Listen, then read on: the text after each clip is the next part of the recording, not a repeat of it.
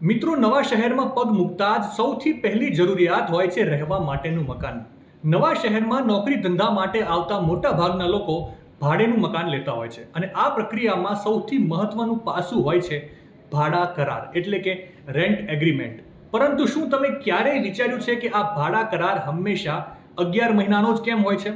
1 વર્ષનો કે એથી વધારેનો કેમ નહીં? તો ચાલો ત્યારે હું તમને ઝડપથી જણાવી દઉં. તો સૌથી પહેલા તો ભાડા કરાર એટલે શું? તો સરળ ભાષામાં સમજાવું તો ભાડા કરાર એ ભાડુઆત અને મકાન માલિક વચ્ચે એક કાયદેસર એગ્રીમેન્ટ હોય છે, જેમાં ભાડાની રકમ, ભાડાના નિયમો, ભાડાની શરતો અને બંને પક્ષની જવાબદારીઓનો સ્પષ્ટ ઉલ્લેખ હોય છે. આ એગ્રીમેન્ટ બંને પક્ષોને સુરક્ષા આપે છે, જેથી સ્પષ્ટ થાય છે કે માલિક કોણ અને ભાડુઆત કોણ. હવે ભાડા કરારનો સમયગાળો 11 મહિનાનો જ કેમ? તો ભારતમાં કાયદા મુજબ ભાડા કરાર 12 મહિનાથી ઓછા સમયગાળાનો હોય તો તેને લીવ એન્ડ લાયસન્સ એગ્રીમેન્ટ ગણવામાં આવે છે અને આ પ્રકારના કરારને રજીસ્ટર કરવાની જરૂર પડતી નથી.